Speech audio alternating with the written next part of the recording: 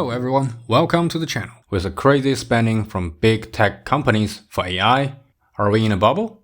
And if we are, how do we prepare for it? First, are we in an AI bubble? Well, yes. I know. Jerome Powell says this time is different. These AI companies have earnings and stuff, unlike the companies in the dot-com bubble. Therefore, it's different. But this is not a good reasoning, in my opinion. The reason I, and many others, think it's a bubble is because despite the earnings, well actually revenues because these companies are not yet profitable, they committed far more spending, so they may never be profitable. If you look at ChatGPT, the company expects $13 billion of revenue this year, but their CFO has committed $1.4 trillion spending in the next few years. And if we look at Pets.com in the dot-com bubble, in 1999 they had a revenue of $600K, but spent $11.8 million on advertising. That's a similarity we are seeing. Of course, AI is different, but the chatbot model company is an incredibly money-losing business. And the fact that ChatGPT managed to get many big techs involved with their circular deals is particularly worrisome. And if it still doesn't bother you, here are a few more news. First, this interview. How can a company with 13 billion in revenues make 1.4 trillion of spend commitments? You know, and you've heard the criticism, First Sam. of all, we're doing well more revenue than that. Second of all, Brad, if you want to sell your shares, I'll find you a buyer.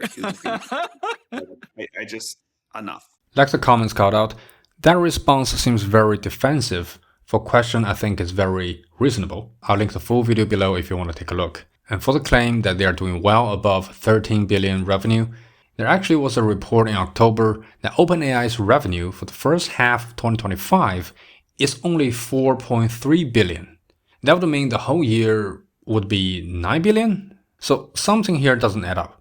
Later, in a Wall Street Journal conference, their CFO basically is starting to test the idea that they are too big to fail, therefore they should get government subsidies or a federal bailout, if you will. And so this is where we're looking for an ecosystem of banks, private equity, maybe even governmental, the ways governments can come to bear. Meaning like a federal subsidy or something? Meaning like just first of all, the backstop, the guarantee that allows the financing to happen. And of course, after getting huge pushback, Sam Altman posted a long tweet basically denying this.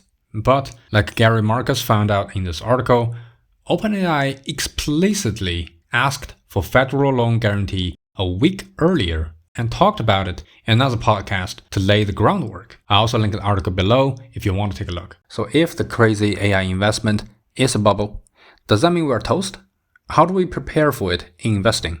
And even if you don't believe it's a bubble, there's no harm in looking at some defensive strategies in the current market. First, we need to realize there is actually a benign side of the bubble.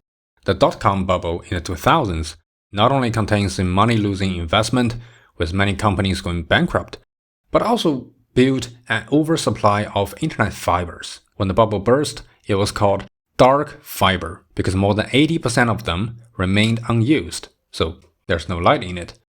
But later, they became the backbone of the modern internet. The cheap bandwidth indirectly helped many young internet companies like Google, Amazon, eBay, etc.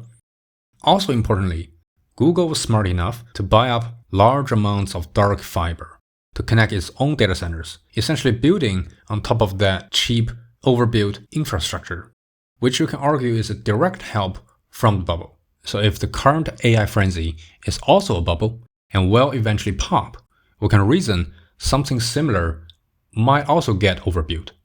And this time, there would be AI compute and power. If you look at the recent capital expenditures of these big tech companies, almost all of them are spending like crazy, building data centers or investing in power solutions. So let's reason further. If the power is oversupplied, what industries or companies would benefit? Well, it would be an industry that its primary cost is power. We're looking at metal processing, crypto mining, seawater desalination, or vertical farm, etc. Now if you're like me, who don't know too much about them, now would be a good opportunity to learn about them, to gain competence. If they are in your circle of competence, it's your time to dig deeper and get prepared. And if AI compute is oversupplied, where would the opportunities be? Well, in case of GPU oversupply, it would be businesses that have a huge cost of GPU, like video transcoding or live streaming. We're basically talking about YouTube or Netflix, etc. Or 3D rendering or cloud gaming. Maybe it's time for Google to bring back Stadia. In case of Google TPUs or Amazon Trainium, which are chips that are purposely built for AI workload, it would be very difficult to convert them for other usages. But I think Google might still be fine in this case, since they initially built these AI chips for their internal use, like Search, Maps, Google Photos, etc. They would actually have less operating cost despite less revenue in this case. And this is the reason I'm actually bullish on Google. And if you want to know more, be sure to check out my Google breakdown video if you haven't seen it. And of course, the good old strategy that Warren Buffett always says, be fearful while others are greedy. You can, and probably should, hold more cash at a moment like this. Last but not least, there should be opportunities in places others are not looking at. For that, make sure to subscribe to this channel and check my other investment videos, like this one about Samsara, company you might never heard of, but have a booming business. Also, I'm very curious what you think. Are we in a bubble? Are you actively investing or holding cash at this moment? Let me know in the comments below.